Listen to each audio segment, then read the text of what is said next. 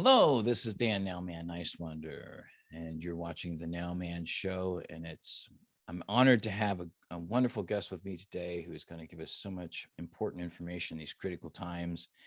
A little bit of background information. He's a family physician.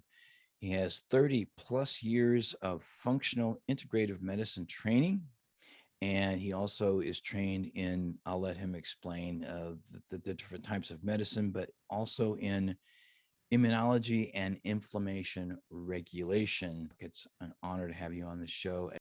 As a guy who wants, great reform of our government as quickly as possible because it's so deranged, we can see why it makes sense that we have a rule that says if you want to donate money to the government, it has to go into the general fund.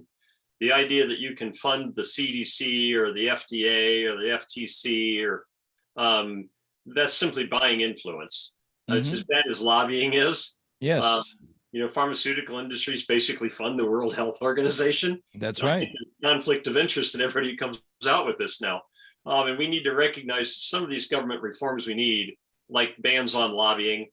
The things that say if you donate money to a government, it has to go to the general fund. You can't earmark it for this or that purpose. These are all things that need to become fundamental rules of government. Those of us who are big supporters of the Convention of States, and I note my button quite prominently, realize that many of these are going to take constitutional amendments to bring them about now because of our Supreme Court's adventurism in previous decades. But there are things we can do to make this whole again for our country if we have these common sense amendments, which luckily our founding fathers gave us a mechanism that we could amend this thing without our federal government's blessing.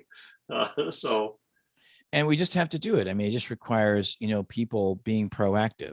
And like you alluded to a quote before we did started the broadcast about, the problem is when you do nothing. Who is the person that, and the quote? Samuel Johnson, I believe it was, who said the only thing necessary for evil to succeed is for good men to do nothing. And that's the thing right there, is that when people do nothing, then obviously nothing happens. So if you're proactive and you pay attention and you get involved somehow, then that's how we can change things for the better. That's really how we can go forward. And to do that, I mean, during Occupy Wall Street period, we talked about getting the money out of politics, overturning things like the Supreme Court decision, the horrible Supreme Court decision called Citizens United. And that just opened the floodgates to an already growing problem. And the average, American just kind of like, I think we've been so spoiled. We've been living in such denial here for so long. And now it's all coming to roost. And it's just like in your own personal life. At some point, if you have a problem, you can't stay in denial if you really want to solve that problem. So I encourage everybody to think about the example of Germany. Most people don't realize that Adolf Hitler was a popularly elected leader. Mm-hmm. And this man basically said, hey, look, I'm going to make you have short-term comfort. And people traded away their liberty for that short-term comfort. And then ended up not only with their country bombed back to the Stone Age, but with the man that they had put faith in, putting a bullet in his own head and taking poison. Mm-hmm. And so I tell people to be compassionate, both with the tyrants that are in power right now and with ourselves. We need to do something. Tuesday here in Indianapolis, 11 o'clock, we're having a rally down at our state house to get our state representatives and senators to pass laws banning vaccine discrimination, to stop the state of emergency. How an emergency goes on for 18 months, I have no understanding how you define that. And to take back power and give it back where it belongs, which is with the people. Because guys, we need a governmental change. This isn't, and I always tell you, even if we get out of this COVID-19 thing, guys, this isn't where they're going to stop. Hitler didn't get Czechoslovakia and said, yep, that's enough. He didn't get Poland and say that was enough. These guys get stupid and they eventually destroy everything around them. They say all of Hitler's generals told him, if you invade Russia, we're done for. And he did it anyway. So I tell you, these guys aren't going to stop until either we've stopped them or they've destroyed the earth. That's just the nature of this beast. Exactly. And that's why, we learned so much from the Nuremberg trials in 1945, when Goering took the stand and he was asked, how were the Nazis able to get the German people to go along with everything, basically? And he said, well, you don't even need to talk about Nazism. All you need is a government that knows how to, use fear to turn people into slaves, and people will do whatever you tell them. And that is a very difficult thing for people to think about right now. I've shared it with some people, and I can see the worry in their face. But we're going to have to think about these things. Why would we think that because we're in a modern era that people wouldn't be like that now, right? So, what is progress anyway? I mean, we've already seen what has happened to the environment because of certain ways of looking at progress, right? I mean, even growing up as a kid in the Midwest, um, I saw many rivers and streams, just polluted, nasty. I lived in small towns and rural areas mostly. And, and if I would have been able to trade my cell phone for having a pristine nature to look at as a kid, I'd do it in a heartbeat if I could. We've just, progress is just, what is progress? There's certain ways technology is cool, how we're able to talk and have this conversation now, but in other ways it's very destructive. And we really need to have these conversations all across the board, whether we're talking about public health and safety, whether we're talking about our environment, whether we're talking about just our social interactions with each other. We really need to have all these conversations, bring them, to the table. And we really can. I mean, I really am a hopeful person that we really can make the world a better place, but we have to do it, correct? Well, I would agree. And in fact, I would even go even further to say, look, these need to be very, very courageous and calm conversations. I don't think a lot of people realize why fear is so effective. But fear limits your ability to get into your memories, and it limits what you can pay attention to. And it limits how people you can reason. That's not just human training, that's human physiology. You have an entire section of your brain which is designed to suppress memories when it has something that thinks very timely. And so we can learn to control that part of our brain, and we can learn to say, hey, look, I understand, but I think you're ginning up the numbers on COVID-19 by changing the diagnosis definition here. And we can get ourselves back to having that conversation. In fact, as people encourage me to have conversations with people, I say, well, you need to go have them as well. But when you do them, ask more questions than you make statements. You have to have people get over that fear so they can sit down. And if they already are in fear and you go after and attack them, you only harden their memory avoidance and their narrow-mindedness. You have to ask them questions and get them to see the part that they're choosing to ignore now without recognizing that they've made that choice. And once we have said, okay, look, it's all on the table, then we're going to get this solved. One of my favorite things I love is somebody says, isn't that a conspiracy theory? Oh. And I always like to come back with an ask and say, well, you do believe Hitler gassed 6 million Jews, right? You believe he dressed prison camp people in Polish uniforms, shot him at the border, photographed him, and told the German people that Poland had attacked him, right? So the difference between a conspiracy theory and a conspiracy is your willingness to sit down and calmly look at all of the data that would prove or disprove the conspiracy theory. And if you respond to the charge of conspiracy theory by deciding you will not look at the data, then you will probably bring about another Hitler. And the solution to this is not to, look at all the good data we have on vaccines, most of which comes within the first 3 to 6 months of their use, but to look at the entirety of all of the vaccines through their entire life course. And then we start to see, okay, this isn't so much about the pathogen. This is about the immune system. And that message has been kept from me. And now I want to change the government that kept all of that other information from me. Knowing you've been manipulated before your country's bombed back to the Stone Age is very good for you.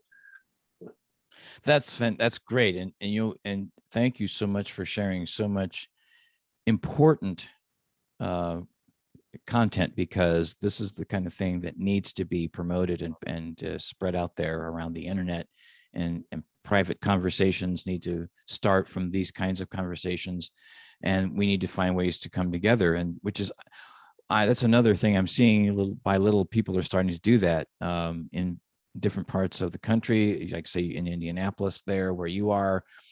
Here, there's things happening every week now. And it starts small, but they grow. That's when we, just by spreading the word, by doing our part and that's how we can move forward and progress. And I got a great question from a friend of mine who, and his question basically is about breakthrough cases, because the question is, does a fully vaccinated person regain natural immunity after a breakthrough COVID case? Now, for those who might not know what a breakthrough case is, it's my understanding that means when you've been vaccinated and there's a new variant and you get a positive diagnosis for COVID, regardless of whether you've been vaccinated or not. That's a breakthrough case is basically about a vaccinated person, right? Is that correct? Yes. The answer to that has to be a little bit extrapolated because, best of my knowledge, nobody's actually looked at what happens to a vaccinated patient who recovers from his breakthrough case. I can tell you what happened in the animal studies, and that was every time you got infected and recovered, your immune system worked a little bit worse the next time. And so that was the nature of antibody-dependent enhancement, is subsequent infections got worse and worse. Now, I don't think we know for sure whether that's because you keep breeding worse and worse variants that are more and more enhanceable, or because the vaccine continues to make it so that the way you get infected is different if you've been vaccinated versus if you have natural immunity. If you have natural immunity, when you get that virus in your respiratory system, all hands on deck come running to the respiratory system with what are called cytotoxic T cells.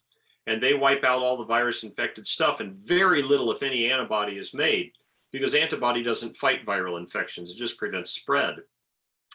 Once you give somebody a vaccination, they actually get a very weak cytotoxic T cell response, but they commit their energy to making enormous amounts of antibodies, which means they make something which is at best useless. And if you have an enhanceable strain, now actually becomes a problem. Well, the problem is now when you've been vaccinated and your immune system is taught, don't make much cytotoxic T cells, make tons of antibodies. When you get an infection in the respiratory system, the body doesn't try and shut it down very well. And so eventually the virus builds up till it starts to spread to other parts of the body, and that drives more antibodies. And now, so sequentially, you can get the response to the virus driven to the point where it's all antibodies and no cytotoxic T cells, and that by definition ends with disease. Wow. And that's why we think they shed more, because they don't fight in the respiratory system. And so one has to think that the most likely consequence from what we saw in the animal trials is that if you survive this infection, it will probably double down more on antibodies and less on cytotoxic T cell response, and you'll be more vulnerable to the next infection. Now, again, I want everybody to know that that's a hypothesis based upon what we've seen in other cases where vaccines did this. But, as we doctors, we don't get to wait for 95% certain data before we make a decision. That's Patients right. don't get to either, because at the end of the day, patients make these decisions. And my best guess is that probably the immune system gets weaker with each particular infection. I'm hoping I'm wrong on that. Yes. That would be my best guess. And I have said certain things to people too, like, I hope I'm wrong about this. Yeah. I thank you for sharing that. It's what I had suspected that you would probably say, actually. But and also too, all of this, the economy was completely shut down, and millions of people are now in a situation where they have to reinvent themselves. They have to figure out what they're going to do next. They don't trust the system. So even, places are, like say fast food places, people are not even wanting to be paid $20 an hour or get healthcare. They're being very picky and very untrusting of the system. And in your case as a doctor, now you're able to do what you do because of what is it called? Well, direct care. I actually don't get paid by insurance companies or governments. I'm paid directly by my patients. Oh, fantastic. So that keeps you independent of certain, like, needing to use third parties and Yeah, the third parties basically now tell a doctor what he may and may not give as advice. They tell him what advice he must give. They tell him what advice he must not give, and he gets financially punished if he doesn't. It frees me to give Wow. the advice that science dictates to me to give. As a matter of fact, I have a clause in my contract with my patients that makes it so I'm not allowed to make profit on anything I give them advice about. So if there's certain supplements or labs that they can buy at a discount through me, I have to sell it to them in a way that's financially neutral to the practice and myself. And that's intentionally set up that way, such that these people have a reason to say, hey, this guy's advice is worth listening to. The economic damage you get to, it's so huge because there's this underlying question which is never asked about any of the viral avoidance measures.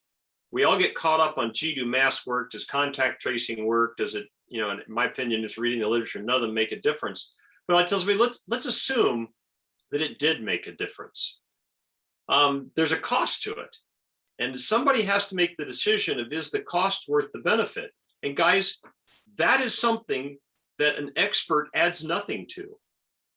The example I give people is, look, I may be able to tell you the entire chemistry of mayonnaise, its ingredients and its recipe and the chemical reactions that go together.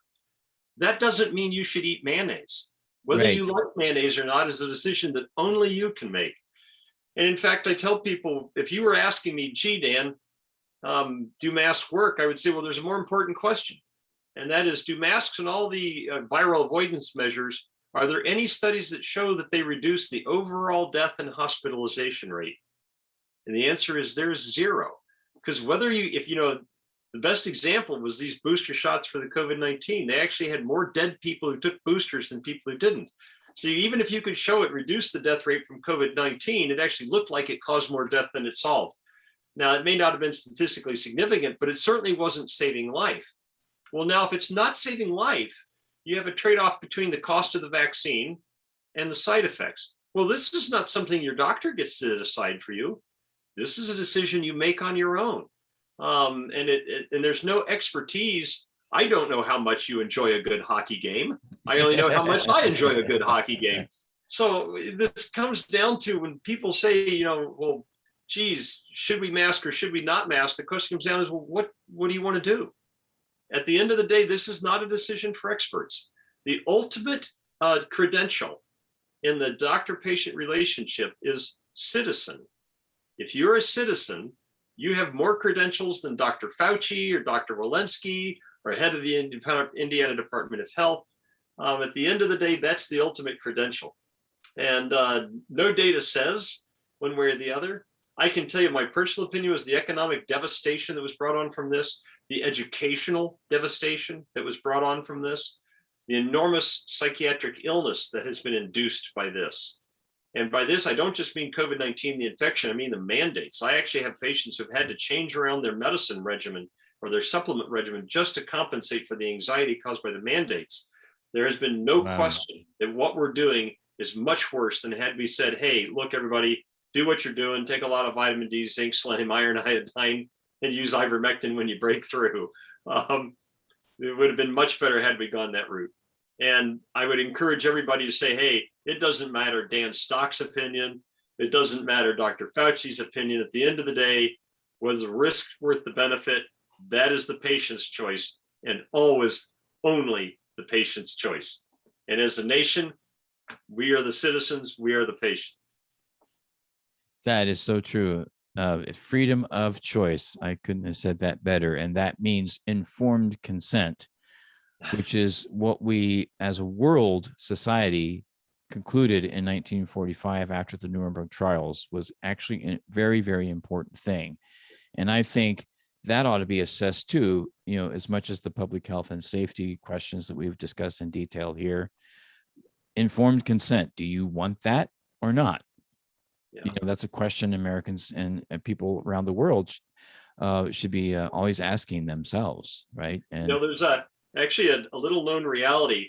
The CDC actually commissioned a group to say, hey, what should we have to improve the informed consent for experimental use vaccines? And the group came out and said, well, it's very clear you should make sure that you specifically tell them about antibody-dependent enhancement. It's not a theoretical harm, it's a well-demonstrated harm. And the CDC just decided to ignore that. Wow. It's on their website that they had that Wow. report come in that told them that they should increase the informed consent to include a specific mention of antibody-dependent enhancement. They just decided not to do it. Oh, but they did put a page on what to do for a zombie apocalypse. Yes, Wow. that's And you know right. what, Dan? That's science, right? Yeah, Oh it, my gosh. yeah, it's Hey, heartbreaking to know our government has become that perverted. Um, desperate. yeah. Well, I mean, look, the other one I love is the CDC just recently, it had its vaccine advisory committee come out and say, look, you shouldn't recommend this vaccine and make it available to people who are young but have professions that put them at risk. And the director of the CDC, Dr. Walensky, just decided, well, I don't care what you guys think, I'm going to approve it anyway. Wow. And and emergency use authorization, that should have been, not approved by the FDA. Another that should have been a red flag, in March of 2020 or in the summer of 2020. But no, people just they saw the inundation of the word vaccine everywhere, and Google, by the way, is I believe is one of the donors to the CDC Foundation. I have to look that up. I think they are. And Google is YouTube. So, and I personally saw posts about ivermectin removed from Facebook, and an interview I did with someone where we did talk about ivermectin that was also removed as misinformation and I think it was because ivermectin was discussed. And As a matter of fact, there's really no way to get around at all the censorship issue. When I started my practice, I was told by a media consultant from advertising I had to get a Twitter account. You got to have it on your card. So I got a Twitter account, and I found out several weeks ago I've been banned for life from Twitter. really, I've never sent a tweet, even once in my life. I've never sent a tweet, and I've been banned for wow, life from Twitter for violating the rules. I don't know how I did that. I've never even sent a single tweet. not even one picture of my dog or cat or kids. Like, Yeah, wow. yeah. I'm on. I've been given my first strike by Facebook for something I posted. I don't even know what it was. I frankly don't care. Facebook will probably ban me eventually anyway. But I tell you, this censorship is the work of scoundrels and cowards. And as soon as you see somebody doing it, you should automatically question, why that's happening. And Absolutely. the CDC Absolutely. censorship and the federal government working together to censor out hydroxychloroquine, ivermectin.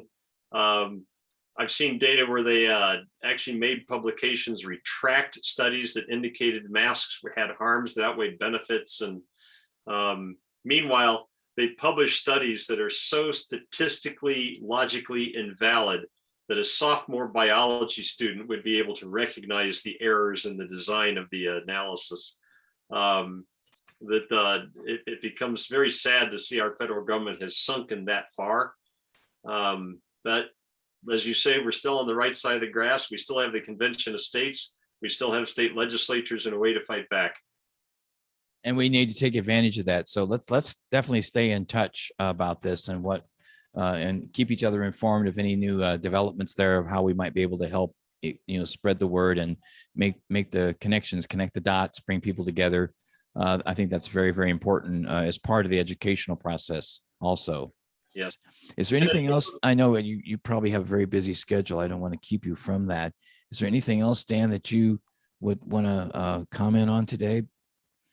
Well, I mean, if everybody's here already gotten down to the idea that we don't have a reason for a mandate, and I would beg anybody to look at the data on viral shedding for these vaccines compared to the viral shedding of people who have natural immunity. And very quickly you realize these vaccines are not protecting, you aren't protecting Joe by giving a vaccine to Jim. In fact, if data says anything, after about 2 months, you're probably giving Joe a disease because you gave a vaccine to Jim. Yes. I tell people, then we can get on to the more important things of, hey, what do we have to do to reform our government to stop this kind of misinformation?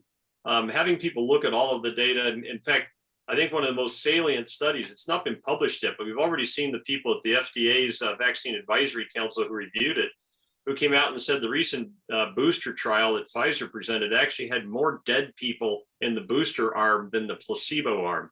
4 times as many heart attacks in the booster arm as the placebo arm. And now you realize that, hey, look, if you do something which benefits COVID-19 but destroys everything else, you have not brought value. In fact, you've subtracted value. Once we can get to the understand, we've broadened that mind and gotten out of the fear set. And we're starting to actually think and go through all of this in a calm manner. I would have people recognize 2 things. First of all, you've got more friends out there than you think. I can tell you, I have 4 volunteers who are working very hard, both with my foundation and my practice, so that I can both be a doctor and be a spokesman. And the positive responses have outnumbered the negative responses much greater than 99-1. Fantastic. So first of all, you're not that alone, people. There's a lot of people who are, this doesn't smell right. As a matter of fact, I tell people about that video, I've been told it's got 40 million hits worldwide right now. And I tell people it's not because I'm the best looking doctor, the smartest doctor, or the most articulate doctor. That's going that way because I managed to said something that a whole bunch, 40 million people said, you know, I knew that. I had that feeling, it just didn't line up. And then I would tell people specifically here in the United States, because of the Convention of States process that we were allowed by our very brilliant founding fathers who realized this government would one day become corrupt. They weren't sure how it would get corrupted, but they knew one day it would. And they knew they needed a way for the lower level of government to take power back from the upper level of government. And that's why the Convention of States process came about. And I tell people we actually need 2 Convention of States. We've already got 15 states signed on for the first one to pass amendments to reduce the power of the federal government, limit the terms of service, and force it into fiscal compliance. But then rapidly after that, we need another Convention of States for campaign finance and electoral reform, so we can finally ban lobbying forever. As you point out, the Citizens United decision was just simply a disaster for government.